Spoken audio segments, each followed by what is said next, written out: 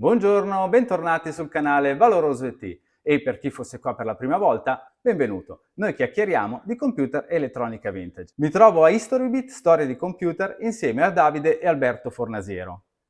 Piacere Davide. Piacere Alberto. Adesso Davide e Alberto ci mostrano tutti questi computer e tutte queste calcolatrici. Ne parliamo direttamente con loro mentre le vediamo. Cristallo di silicio, buffers di silicio. Praticamente qui viene illustrato il procedimento di creazione di un microprocessore a partire dal cristallo di silicio, che è praticamente sono i Eccolo là, cristalli di sì. sabbia che vengono fusi fino a ricavarne un prodotto finito, che è un vero e proprio minerale, che viene poi sezionato in dischi come quello che vedete sulla destra e vengono impressi su questi dischi con un procedimento fotografico le immagini ridotte del microprocessore o altro integrate del caso. Una volta creato l'immagine viene poi tagliato in tutte piccole sezioni e viene montato appunto sul chip e collegato ai piedini, che sia un processore o un altro componente elettronico. Invece Ok. qua sotto vediamo i memorie a nuclei di ferrite. Queste sono un pochino più vecchiette, immagino, Erano le memorie che si usavano negli anni 40-50, sono andate anche, posso dire, fino anche agli anni 70. Sono memorie appunto a nucleo di ferrite, quelle vediamo un modello più in grande. Invece nel tubettino vediamo più l'anellino piccolino, È troppo che piccolo è qua. troppo piccolo, Non si vede. Però dai, immaginiamo. che viene montato in un telaio. Quel lavoro lì viene fatto dal personale femminile perché richiedeva una certa manualità e molta pazienza. Ogni anellino corrisponde a un bit, cioè uno 0, un 1, un acceso, uno spento, l'informazione base dell'informatica. Come vengono magnetizzati questi anellini? Tramite una corrente elettrica. Vengono praticamente scritti con un passaggio di corrente attraverso l'anello che dallo stato negativo lo porta in positivo, cioè viene magnetizzato. Un terzo filo legge lo stato dell'anellino e capisce se è un 1 o uno 0. Ah, Lì sulla destra vediamo una memoria di un elaboratore russo, mentre sulla sinistra una piccola memoria, sempre fatta con lo stesso procedimento, che era all'interno di una calcolatrice, veniva usata come memoria di transito ok, della questa è quella calcolatrice. del... Questa qui è della calcolatrice, questa a sinistra. Ok, Questa di destra è di un calcolatore russo. ok. Nella parte più in basso vediamo parti di computer IBM a valvole termoioniche, cioè praticamente sono degli interruttori che anziché essere allo stato solido come erano i precedenti con i relè, qui hanno cominciato a usare l'elettronica e a fattispecie con la valvola termoionica. Ok, Avevano il problema che scaldavano parecchio, consumavano immagino. molta elettricità ed erano molto ingombranti. Si parla che un computer portava via anche 200 metri quadrati di sala Ah, per era essere installato. bello, bello corposo. In questo caso particolare vediamo le parti di ricambio di questi computer, perché siccome le valvole sono come le lampadine e bruciavano spesso, si racconta che un computer stava acceso mediamente 5-10 minuti tra un guasto e l'altro. Quindi venivano cambiate velocemente le parti ed è per questo che erano fatti con delle manigliette, con dei connettori in maniera di sostituire velocemente e riaccendere velocemente il computer. Giù in basso invece, all'ultimo ripiano, vediamo i primi circuiti monolitici IBM. Cosa sono? I primi integrati, che sono quelle scatolette di ferro. Hanno cominciato a capire di mettere alcuni componenti conglobati in uno solo e creare appunto un circuito integrato. Questo è un hard disk? Questo è un hard disk di un IBM modello 36, un Mm. computer degli anni 80. È un hard disk abbastanza ingombrante e basta pensare che memorizzava soltanto 200 megabyte. 200 mega. 200 mega, praticamente oggigiorno ci starebbe solo una fotografia. Pesava 44 kg, consumava veramente tanta energia elettrica. Basta vedere il motore di trascinamento che sembra di Sì, vedere un motore di una infatti sembra lavatrice. proprio di vedere una Se lavatrice. andiamo a vedere un disco odierno, vi faccio vedere un disco da 320 giga, praticamente questo è un disco di oggi, anche se 320 giga ormai è già Sì, superato, adesso ci parla però di terabyte su terabyte. infatti, però se andiamo a vedere la tecnologia è molto simile. Per fare questa capacità con quella tecnologia ci volevano 1600 unità di questa grandezza. Ah, Quindi vi lascio immaginare se sì, pensavamo no, di fare infatti. una cosa del genere a quel tempo, era impossibile. Questa qua sembra più una stufetta, che cos'è? Io lo chiamo affettuosamente Enterprise perché Ah, sembra la ok. linea dell'Enterprise, ma che cos'è? È una chiavetta USB dell'epoca. Ah, molto Cioè, comoda, dove te la tenevi prati- in tasca? praticamente il programmatore andava in giro dai Cioè, guardate la clienti, dimensione. andava dai clienti a portare i dati memorizzati su questo disco di 5 mega. Questo è un disco removibile portatile. Sì, 5 megabyte, un buon JPEG ci sta dentro, Sì, dai, sì, non c'è bisogno di andare capacità ulteriore. Una bella foto qua dentro ci può stare. compressa magari. Compressa, esatto. Invece qua sotto vediamo i primi sistemi di introduzione dei dati nei computer che erano fatti tramite schede perforate, nastrini di carta o le prime schede magnetiche come quella dell'IBM che vediamo là dietro. Ok. Oppure una cosa molto curiosa e molto rara è questo mini disc dell'Olivetti che è un disco magnetico ma che scriveva in modo sequenziale, non random, e la macchina scriveva come se fosse una spirale, cioè Ah, partiva, faceva una spirale, partiva dall'esterno, andava verso l'interno e registrava tutte le informazioni. Qua sotto invece le memorie di massa che vediamo nei film di fantascienza, le bobine bobine, famose, bellissime le bobine. sì, che veramente fanno molta scena nel vederle all'opera. Sì, quando si muovono da un lato o dall'altro, sempre fantastico quello. Più in basso ancora invece abbiamo i pezzi di ricambio di un hard disk, cioè una testina di un hard disk, perché ai tempi gli hard disk si potevano anche riparare, Una oggi testona. la testona, infatti vediamo che è uguale a quella del disco lì dentro.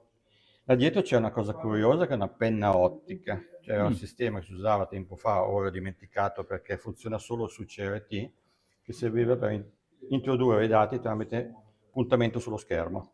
ok. Beh, adesso usano il touchscreen volendo. Il touchscreen, sì. La cassettina nera lì invece è un souvenir che viene dal CERN, era un sistema di backup dove loro memorizzano tutti i dati degli esperimenti fatti appunto al CERN. Ah, Ogni periodo vengono sostituite con le tecnologie più nuove, chiaramente le altre le mettono come souvenir in vendita. All'ultimo piano sotto invece vediamo l'evoluzione di quello che abbiamo visto prima a valvole trasformato in transistor, cioè non sono più quei pezzi ingombranti che scaldavano parecchio, cioè quelli di prima questi, ma sono diventate delle piccole schedine dove con quei bicchierini di metallo, che sono appunto i transistor, si è praticamente contenuto lo spazio, il consumo energetico e la velocità di commutazione. Quello che vediamo su questo tavolo sono dei meccanismi, delle tastiere, diciamo, per l'introduzione, perforazione di schede perforate. ah, Naturalmente c'è solo la tastiera, manca tutto il meccanismo che perforava la scheda e questa di sinistra della IBM è del 1948, mentre questa è del 1968. Si vede la differenza costruttiva, quella pesava veramente tanto, che era 10.000 metallica, kg, quell'altra però invece questo è 5.000. molto leggero, però è molto curioso di quest'ultima Ah sì, è leggera in effetti. vedere i connettori di collegamento al computer.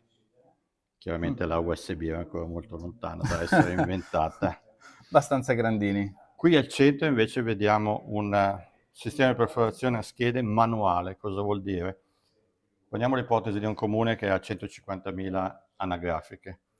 Ogni volta che devono cercare qualcosa fanno passare tutte le schede. Una di queste schede si rovina. Cosa succede? Non devono ristampare 150.000 schede, rifanno solo la scheda rovinata. Per Ok. non rimettere in macchina tutto il meccanismo, tutto il lavoro, si perforava con questa cosa a manina. Ah, quindi si andava a leggere la vecchia scheda e si andava a Si ricostruire andava a soltanto ricostruire, quella qui c'è una danneggiata. tabella con i caratteri e i numeri, si andava a fare una combinazione di tasti e automaticamente veniva perforata la scheda. Questo invece è una cosa molto curiosa. Eh, Questo non sembra mai un programma. Cosa vuol quindi se dire? ti stacco un filo, qua ti cambia tutto. Rovini il programma. No, non lo faccio, dai, non lo faccio. Allora, cosa significa? Praticamente ci sono tutte le varie zone della macchina, i registri, le memorie, i settori, tutte raffigurate su questo pannello. Io praticamente gli dico fisicamente che l'istruzione A la mandi nella zona di memoria dell'istruzione B. Adesso l'hai cambiato te il Sì, sì, lo programma, faccio però. io. Praticamente faccio una configurazione e sposto le informazioni da una parte all'altra fisicamente.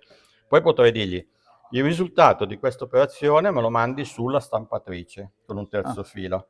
Cioè, praticamente creo tutto il flusso di dati. Una volta completato il programma, cosa faccio? Prendo questa scheda, la metto in macchina, la inserisco si può e inserire in parte il macchina questa programma, sì. scheda qua. Sì, perché questi aghi Ah, sono belli lunghi. vanno a fare contatto con tutte i... Mi immagino ogni volta che si ossida qualche cosa Ah, qui. qui i falsi contatti erano all'ordine del giorno. È molto simile a un centralino telefonico come Infatti, un concetto. pochino lo ricorda, in effetti. Sì. Entriamo un po' nel vivo delle macchine da calcolo, giusto? Giusto, questi sono praticamente i nonni degli elaboratori elettronici, dove tutto ha avuto inizio. Elaboratore elettronico, è Sì, vintage anche il nome, perché prima di chiamarlo computer si chiamava elaboratore elettronico e meglio ancora in Italia si usava dire il cervello È il cervello elettronico. Sì. elettronico.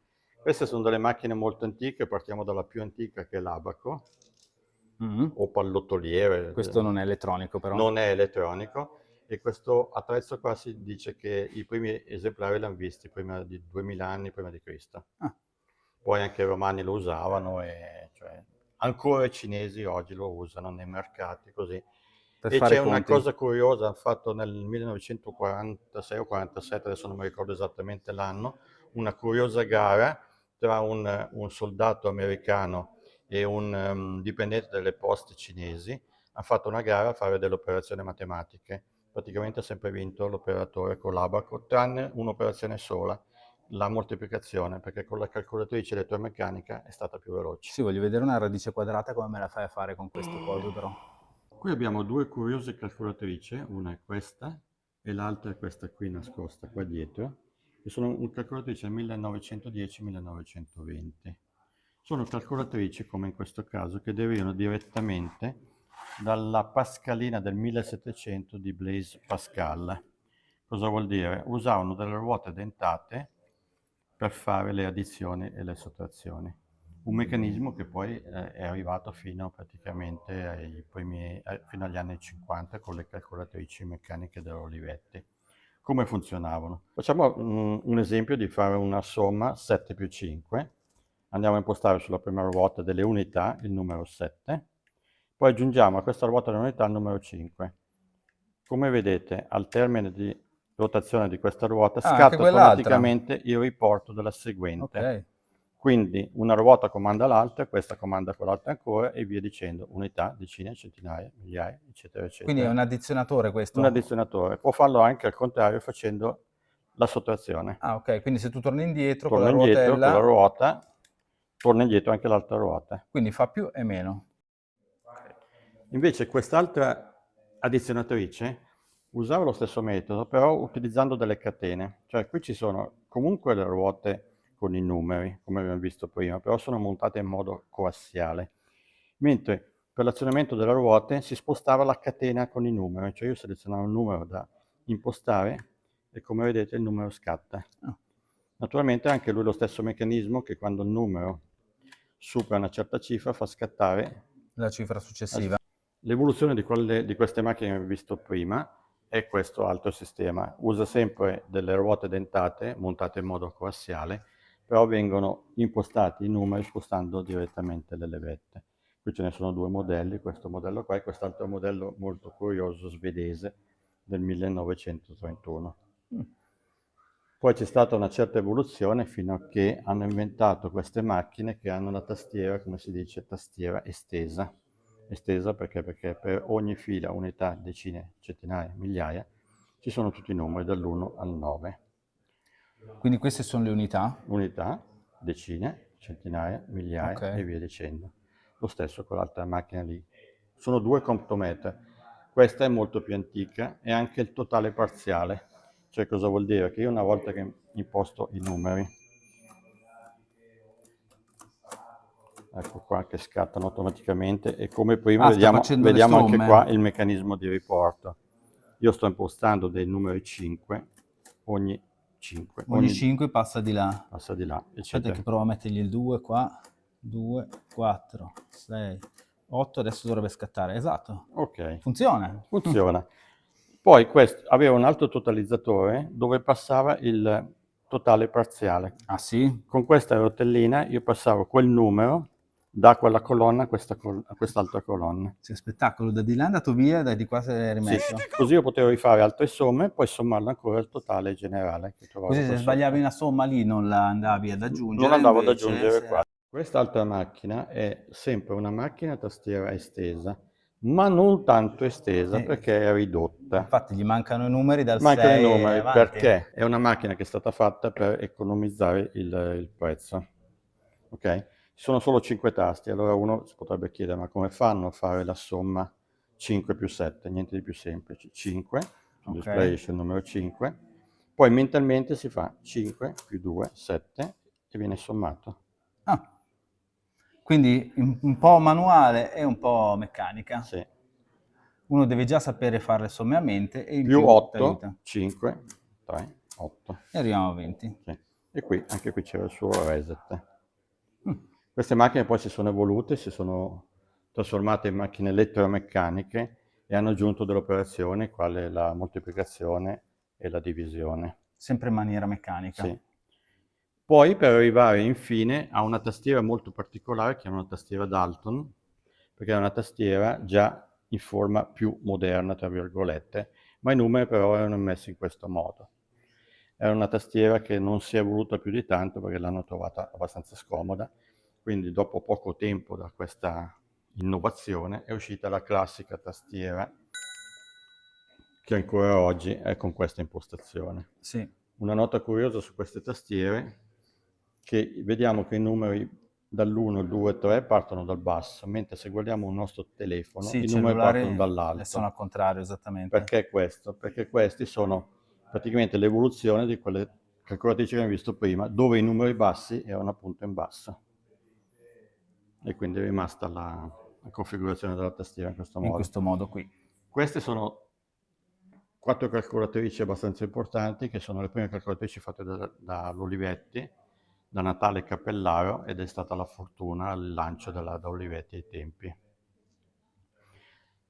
Più avanti di qua vediamo l'evoluzione di queste macchine che facevano più calcoli, avevano le memorie, avevano trascinamento elettrico, avevano tante innovazioni, diciamo, in più rispetto a quelle a manovella o le prime elettromeccaniche. Qui si dice che questa calcolatrice era la gallina dalle uova d'oro dell'Olivetti, perché praticamente una 500 costava sui 500.000 lire ai tempi. Questa calcolatrice costava 350.000 Ah, lire come un'automobile. e loro la producevano intorno alle 10.000 lire. E quindi si Un bel sa guadagno. il bel guadagno, sì. Per finire la carrellata andiamo sulle calcolatrici elettroniche, le prime elettroniche erano molto ingombranti. Questa è molto particolare perché il display è fatto da tubi Nix. Tubi Nix cosa sono? Sono dei numeri in un'ampollina di vetro, come se fosse una lampadina, dove ogni filamento era un numero. Sì, 1, ogni 2, filamento ha la stessa forma sì, del numero. sì. Poi questa invece era una calcolatrice, una delle prime dell'Olivetti elettronica, dove montava la stampatina del programma 101 e dentro aveva la memoria magnetostrittiva, sempre del programma 101. E per finire, questa era la più evoluta dell'Olivetti, per arrivare poi a questi modelli qua che tutti abbiamo visto sulle scrivanie negli uffici. Sì, questa qui è abbastanza comune, famosa, Sì. diciamo. E un po' rientriamo anche nel discorso del canale, perché elettronica, fino adesso era tutto elettromeccanica. Infatti era tutto elettromeccanica. Queste sono macchine che erano calcolatrici ma venivano usate per fare della contabilità, della fatturazione. Cioè questa qui in realtà era sì una calcolatrice, ma dentro nel crevello entrava un modello dove veniva impostata la fattura con le voci scritte a destra e a sinistra degli importi. Gli importi venivano stampati al centro, quindi si toglieva il rotolino di carta, si metteva la fattura e si facevano le somme che venivano stampate direttamente sulla carta. E qua sotto c'è un display, vedo. Sì, c'è un display per il totale. Questa infatti è un'evoluzione, cioè è la stessa cosa, però nella stessa macchina vediamo sia la calcolatrice sia la macchina da scrivere. Così puoi scrivere anche le Le descrizioni dei vari descrizioni. elementi. Questa macchina era stata tarata per una società che vendeva stoffe e lo riconosciamo da questo modello del corpo della bolla o fattura. Questa è del 1950, mentre questa è del 1920. Questa è stata italianizzata, infatti basta vedere sulla sinistra c'è gennaio, febbraio, marzo, aprile. I tasti sono stati personalizzati, Sì, sì, sì. Localizzata, si usa dire, localizzati. certo.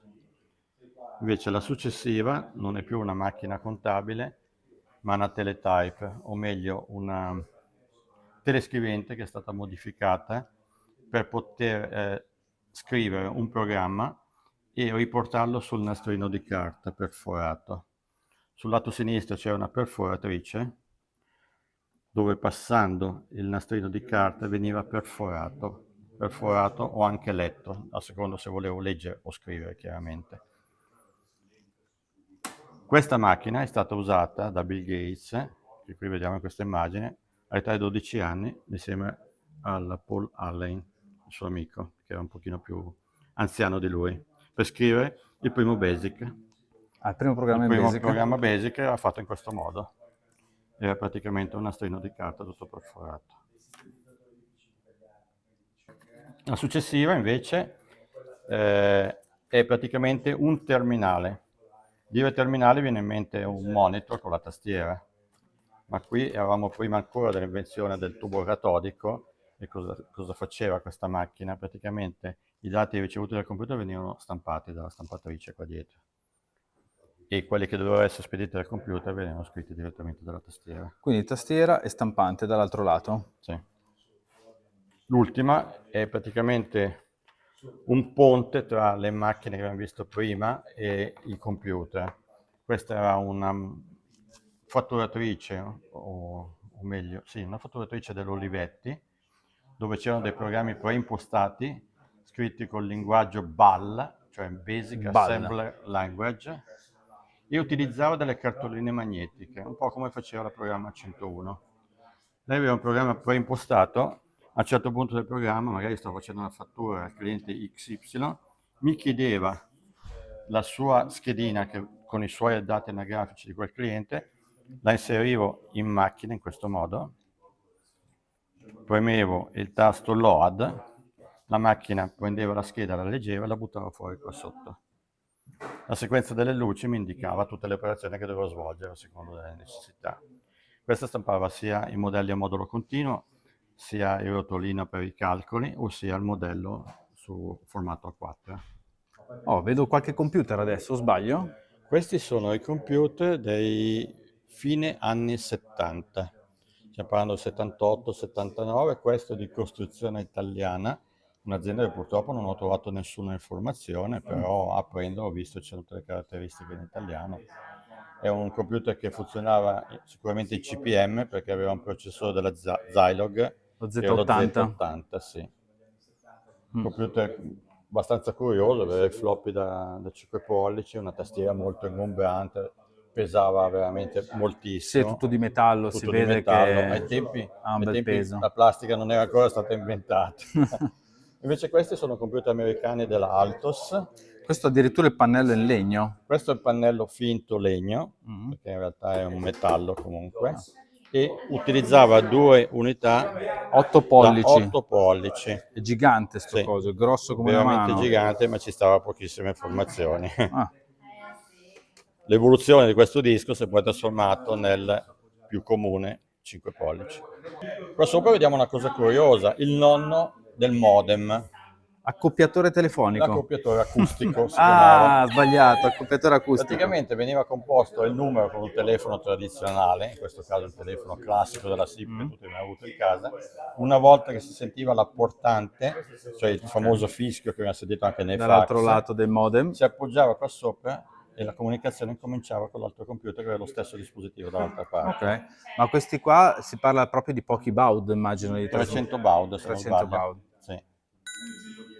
Questo invece è un terminale. È un terminale come quello che abbiamo visto prima, che anziché avere la stampante, aveva Al monitor. il monitor tubo catodico a fosfori verdi. E qui vedo qualcosa di un po' più Qui famoso. vediamo qualcosa della Apple. È stato il primo computer che ha sfondato, diciamo, nelle famiglie. Nelle famiglie cominciano ad arrivare gli home computer e in America questo è stato uno tra i più diffusi.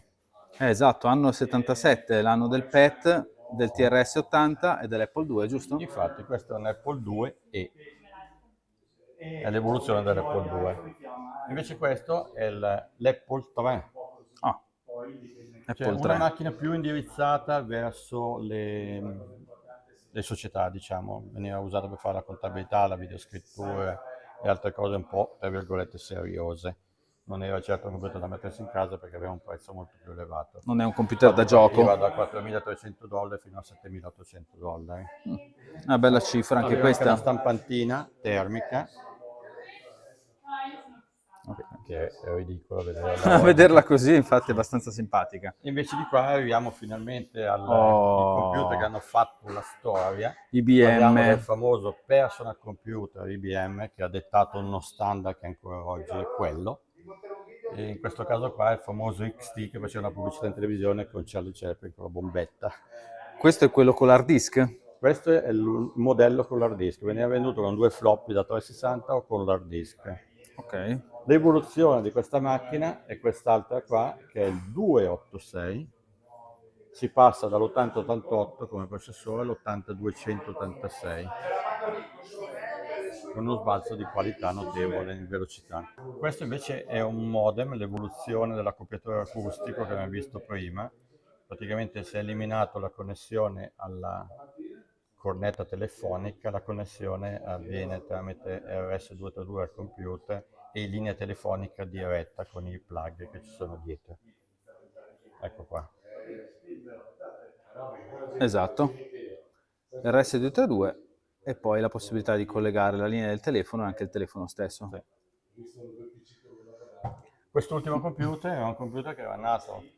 Questo ce l'ho anch'io, eh. Adesso arriviamo anche a qualcosa che c'ho anch'io in collezione. IBM PS1. Era nato un po' per contrastare il Commodore 64, cioè un computer che doveva entrare nelle famiglie, però chiaramente come vediamo dal prezzo è un computer di Però $1.000 contro il 64 che sì, però c'è anche un processore 8286 contro il era 6510 un del pochino Commodore più evoluto, 64. cioè non è stata una manovra troppo felice per la IBM, infatti non c'è stata molta diffusione di questo computer.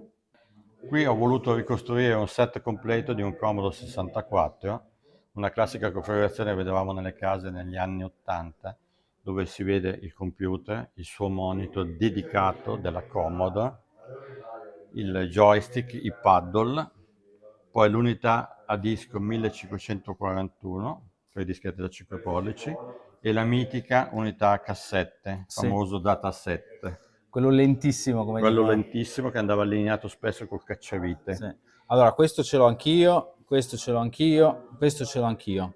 Quella no, io ho la 803. Questa è una stampante monodirezionale, cioè vuol dire che stampava in una direzione sola, faceva un baccano d'inferno, era a impatto, cioè ad aghi, e stampava i suoi moduli a modulo continuo 80 colonne. Va bene per fare gli SMR. Faceva sia i caratteri ma anche i grafici. E qui passiamo direttamente alla concorrenza. Sinclair. C'era una guerra spietata tra la Sinclair e la Commodore.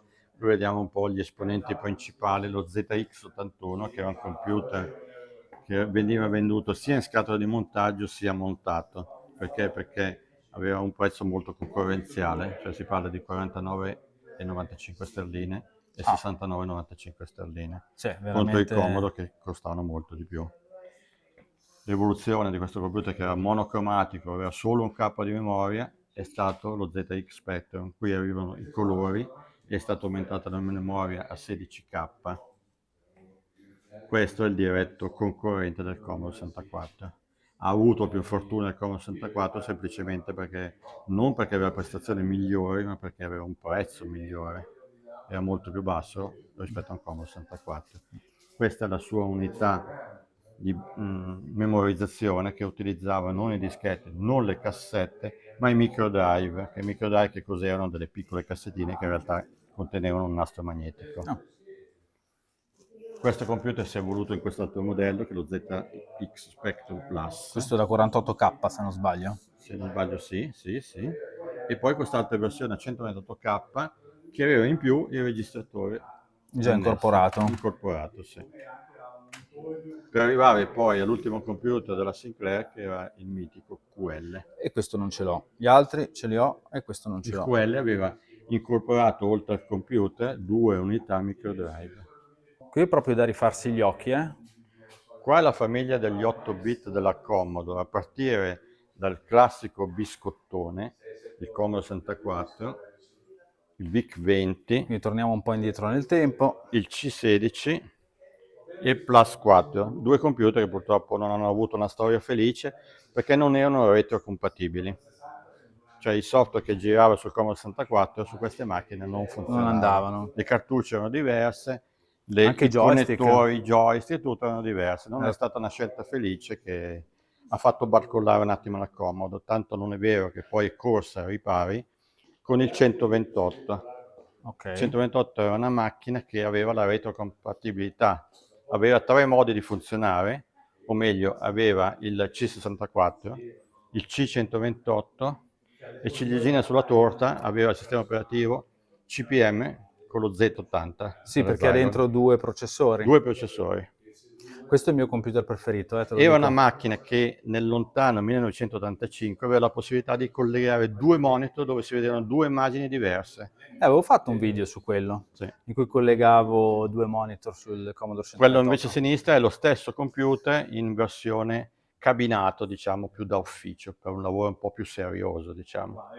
Questo invece è l'evoluzione del Commodore 64, facendo uno chassis diverso, un'elettronica più compatta, un'ottimizzazione degli spazi, così, ma malgrado tutto il Commodore 64 continuava a vendere anche se uscivano altri modelli.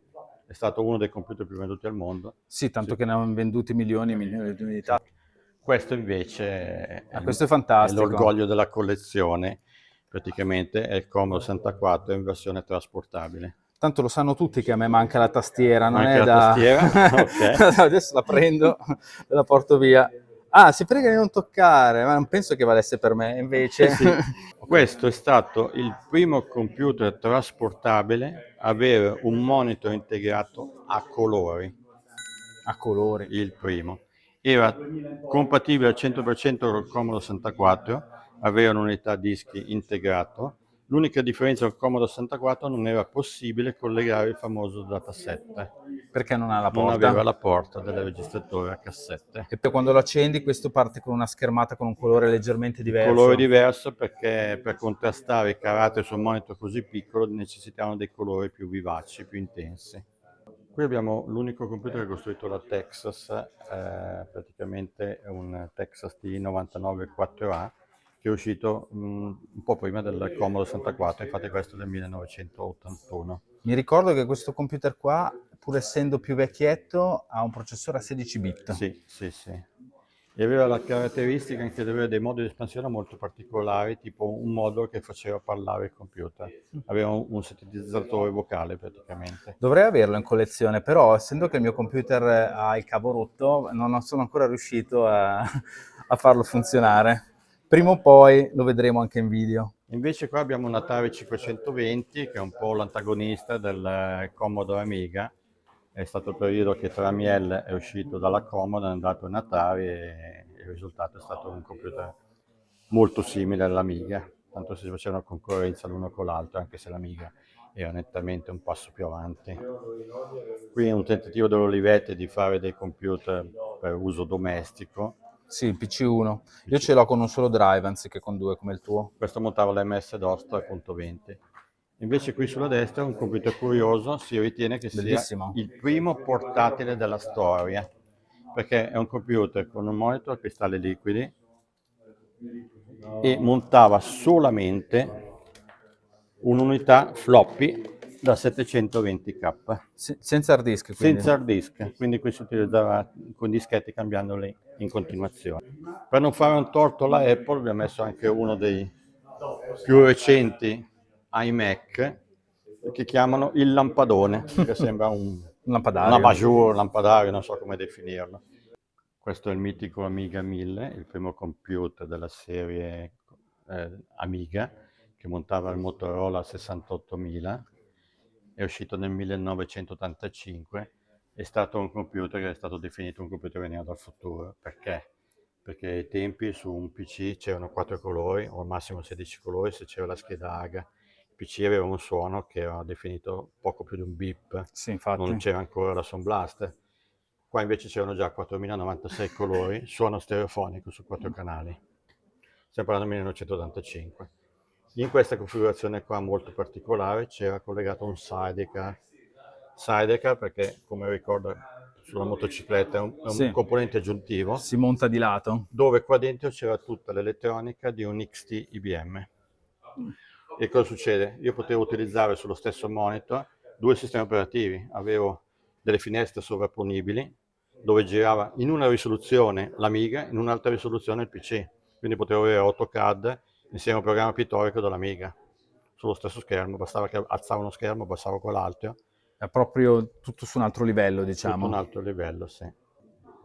Questo invece sono computer professionali per l'editing video o la grafica ad alto livello, sono i Silicon Graphic, sono computer molto costosi, questo modello costava $35.000 all'uscita, montavano il processore RISC e il sistema operativo era praticamente uno Unix. Invece l'ultimo sulla destra è una, Una rivisitazione. ecco giusto, fatta da noi con un comodo Amiga 4000. Siccome ci piaceva tanto il Silicon Graphic, abbiamo fatto un computer che era molto simile sia nel colore sia nelle forme un po' estruse. Quindi Quindi qua dentro in realtà c'è c'è un'Amiga. un'Amiga 4000, come vediamo sul cartello, comodo Amiga 4000, più un'acceleratrice della GVP 040, un'espansione RAM, un controller SCSI, le schede di acquisizione video e audio, più un TBC per la stabilizzazione del segnale televisivo. Questa invece è una stazione di editing video degli anni 90. Oggi si fanno i video utilizzando un telefonino, Esatto, come li faccio come in io. questo momento. Invece negli anni 90 ci voleva una telecamera che costava 25 milioni di lire. Ci voleva un computer che costava 5 milioni di lire. Un mixer video costava anche lui 5 milioni di lire. Si fa svelto fare quattro conti e Sì, capire che la infatti, cosa era molto non era a livello costosa. dei più, bisognava Ed per era molto forza... laboriosa perché non c'era una timeline vera e propria, ma qui si usava anche un mixer video per fare le dissolvenze tra un canale e l'altro, per fare una sovrapposizione video, per aprire una picture in picture, cioè si facevano tutte le manipolazioni in modo totalmente elettronico.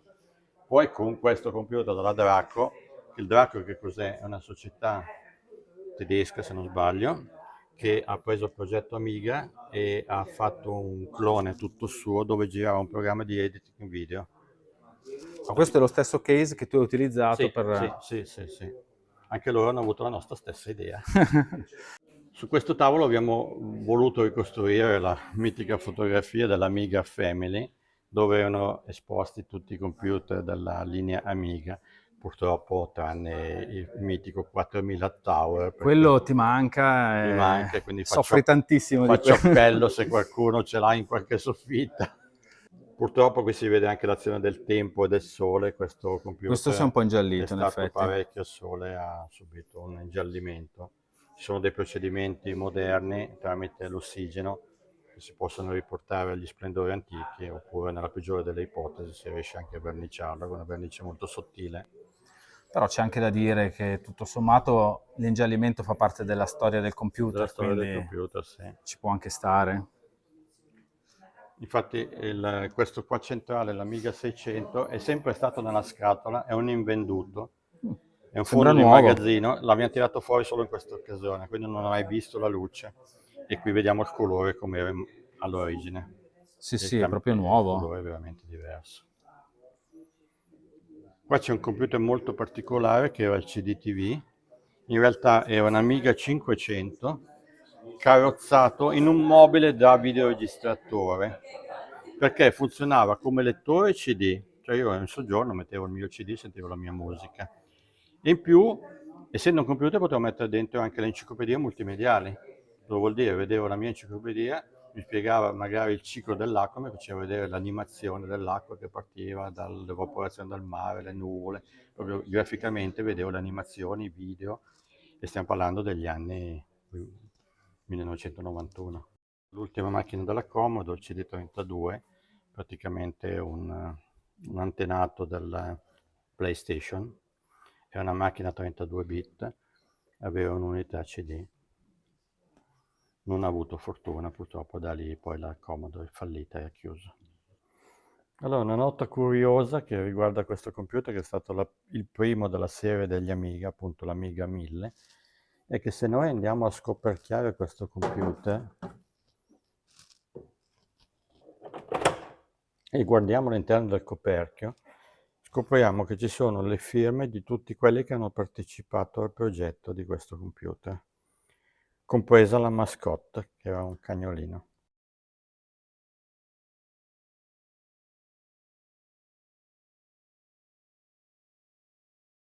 È stato un progetto molto importante, tanto non è vero che è stato proposto la vendita alla Apple Computer, a Steve Jobs, ma lui si è rifiutato di comprarlo perché l'ha ritenuto un progetto troppo complicato. Oh, grazie mille per le spiegazioni. Allora, mi raccomando, iscrivetevi al canale, attivate la campanella delle notifiche. Però, ultima domanda, cioè prima di salutarci, ultima domanda. Ma questa cosa di Storybit, com'è che è nata? Cioè, qual è l'idea che vi ha spinto? Sono tantissimi, sono tutti bellissimi. Allora, Storybit nasce da un'idea di concetto di museo, non di collezione. Cioè noi quello che vogliamo fare con Storybit è quello di mantenere una memoria dell'evoluzione della tecnologia, della macchina da calcolo, dell'informatica, eccetera. Perché è bello vedere da dove si è partiti nella storia per arrivare fino alla tecnologia che oggi abbiamo in un taschino. Quindi mantenere viva la memoria di tutte queste macchine, dell'evoluzione che c'è stata, secondo noi è una cosa fondamentale. Sì, no, è assolutamente interessante. Poi vabbè, anche il mio canale sapete che ogni tanto si accendono i Certo. computer, si programmano anche, quindi mantenere la memoria per me è sicuramente fondamentale. Grazie mille ancora, Grazie a nuovo te. piacere, Grazie a te. e ci vediamo alla prossima. Ciao. Ciao. Ciao.